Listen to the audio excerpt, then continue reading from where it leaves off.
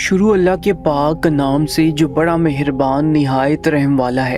السلام علیکم دوستو، آپ اس وقت موجود ہیں اردو میریکلز پر۔ سبحان اللہ، اللہ تعالیٰ نے شرپسند ہندوؤں کو منہ توڑ جواب دے دیا۔ اللہ پاک قرآن پاک میں فرماتے ہیں، جس کا مفہوم یہ ہے کہ جو میرے ساتھ مکر کرتا ہے میں اس کے خلاف تدبیر کرتا ہوں۔ ترجمہ، اور کافروں نے مکر کیا اور اللہ نے ان کے ہلاک کی خفیہ تدبیر فرمائی، اور اللہ سب سے بہتر چھپی تدبیر والا ہے۔ ایسے ہی ایک واقعہ رام مندر میں پیش آیا، جب شرپسند ہندوؤں اور پنڈتوں نے مسلمانوں کے خلاف ایک اور پروپیگنڈا کھڑا کرنے کی کوشش کی تاکہ تمام ہندو اشتعال میں آ کر مسلمانوں کے ساتھ لڑ پڑے اور ایک ایسی تباہی کا آغاز شروع ہو جائے کہ بھارت میں رہنے والے مسلمانوں کا جینا دوبر کر دیا جائے۔ لیکن ان کی ساری تدبیریں الٹی پڑ گئی۔ دوستو، ایک سوچی سمجھی سازش کے تحت یہ سب کچھ ترتیب دیا گیا تھا۔ اس سے پہلے کہ ہم آپ کو اس واقعے کے بارے میں بتائیں، آپ سے گزارش ہے کہ اگر آپ اس چینل پر نہیں ہیں تو اسے سبسکرائب کر کے ہمارے چینل کا حصہ بن جائیے گا۔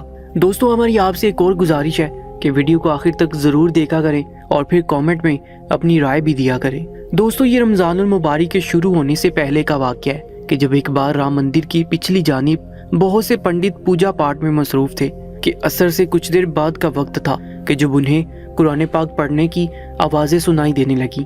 سارے پنڈت اپنی پوجا پاٹ بھول کر وہ تلاوت سننے لگے اور ایک دوسرے کی جانب حیرت سے دیکھنے لگے کہ آخر یہ تلاوت کی آواز کہاں سے آ رہی ہے۔ آج سے پہلے کبھی بھی ان کا یہ اتفاق نہیں ہوا تھا کہ وہ مندر کی پچھلی جانب پوجا پاٹ کرتے، ورنہ زیادہ تر وہ بیرونی جانب بھی اپنا بھجن گاتے اور پوجا پاٹ کرتے، لیکن اس بار انہوں نے پچھلی جانب کا رخ کیا تھا۔ پہلے تو وہ تلاوت کی آواز سن کے کچھ خوفزدہ ہو گئے کہ آخر مندر میں قرآن پاک کی تلاوت کی آواز کیسے آ سکتی ہے، اور وہ بھی دن دیہڑے۔ پھر انہوں نے اس آواز کا تعاقب کیا۔ وہ جاننا چاہتے تھے کہ آخر یہ آواز آ کہاں سے رہی ہے۔ جیسے جیسے وہ اس آواز کی جانب اپنے قدم بڑھانے لگے، ویسے ویسے وہ آوازیں بھی بلند سنائی دینے لگی۔ انہوں نے جب جھانک کر دیکھا تو ان کے ہوش اڑ گئے۔ وہ نہیں جانتے تھے کہ انہیں یہ منظر بھی دیکھنے کو مل سکتا ہے۔ سفید شلوار قمیض میں ملبوس بہت سارے مسلمان بچے زور زور سے کلام پاک کی تلاوت کر رہے تھے۔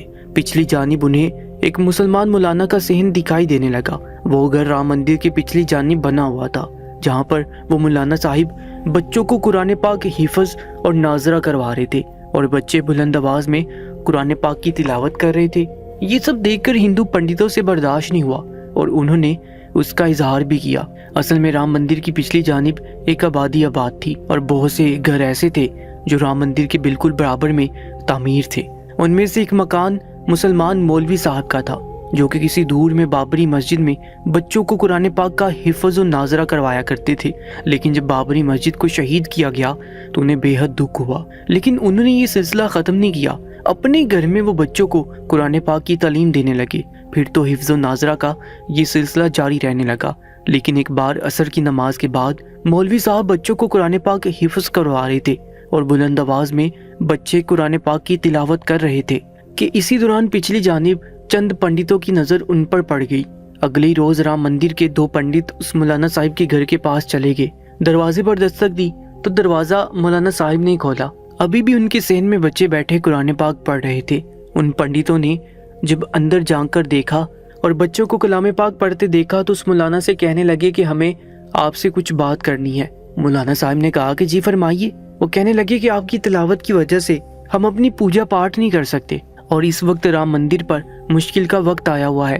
ہمارے ستارے یہ کہہ رہے ہیں کہ 40 دن کا جاپ کرنا پڑے گا، اور وہ بھی شام کے وقت، لیکن آپ لوگوں کی تلاوت کی آواز سے ہم اپنے جاپ مکمل نہیں کر پاتے۔ مولانا صاحب کہنے لگے کہ مجھے آپ کی اس کام سے کوئی بھی غرض نہیں ہے، لیکن میں اپنے بچوں کو دینی تعلیم دینے سے روک نہیں سکتا۔ یہ میرا اپنا ذاتی گھر ہے اور میں جو چاہے یہاں کر سکتا ہوں۔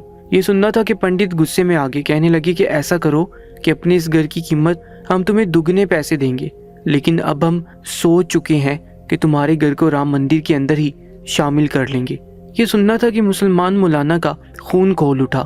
وہ کہنے لگا کہ میں اپنے گھر نہیں بیچنا چاہتا، کیونکہ یہ میری اپنی ملکیت ہے، اس لیے آپ لوگ یہاں سے جا سکتے ہیں۔ ان ہندوؤں نے یہ بات کسی نہ کسی طرح نریندر مودی تک پہنچا دی۔ اگلی روز ایک انجینئر وہاں پر پہنچ گیا جو کہنے لگا کہ نقشے کے مطابق یہ جگہ رام مندر کے احاطے میں آتی ہے، لہٰذا اس جگہ کو خالی کر دیا جائے ورنہ قانونی کارروائی کی جائے گی۔ یہ سب ایک چھوٹی سازش تھی تاکہ وہ مولانا یہاں سے چلے جائیں اور ان کا یہ چھوٹا سا مدرسہ جو انہوں نے قائم کیا تھا یہ بھی بند ہو جائے۔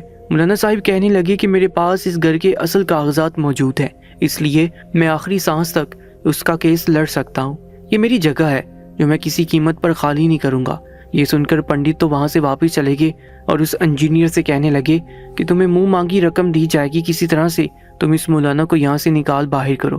وہ انجینئر کہنے لگا کہ آپ بے فکر ہو جائیں، میں ان مولانا صاحب کو 2 دن میں باہر نکال دوں گا اور ان کے گھر پر بلڈوزر بھی پھروا دوں گا، پھر یہ جگہ بھی رام مندر میں شامل کر لی جائے گی۔ ایک روز وہ انجینئر جھوٹے کاغذات بنوا کر لے آیا اور مولانا صاحب سے کہنے لگا کہ اگر آپ نے گھر خالی نہیں کیا تو زبردستی ہمیں آپ کے گھر کا سامان باہر پھینکنا پڑے گا۔ وہ کہنے لگے کہ آپ یہ گنڈا گردی میرے ساتھ نہیں کر سکتے۔ وہ انجینئر وہاں سے چلا گیا کیونکہ محلے میں شور مچ گیا تھا اور جتنے بھی مسلمان اس علاقے میں رہتے تھے سب کے سب یک زبان ہو چکے تھے اور بس انجینئر کو کہنے لگے کہ یہ مولانا صاحب کا مکان ہے اور ان کے نام ہے، ان کی ذاتی ملکیت ہے، اس لیے آپ یہاں پر بلڈوزر سے اس گھر کو تباہ نہیں کر سکتے۔ یہ کیس عدالت میں جا چکا ہے، سارے کاغذات مولانا صاحب کے پاس موجود ہیں، لیکن بنا ثبوت کے جج یہ فیصلہ نہیں دے سکتا تھا، اس لیے وکلاء نے ایک جھوٹا بہانہ جج کے سامنے پیش کیا کہ جس جگہ اس مولانا کا گھر ہے کئی 100 سال پہلے یہاں پر ہماری مورتیاں رکھوائی گئی تھی اور بابری مسجد کو بھی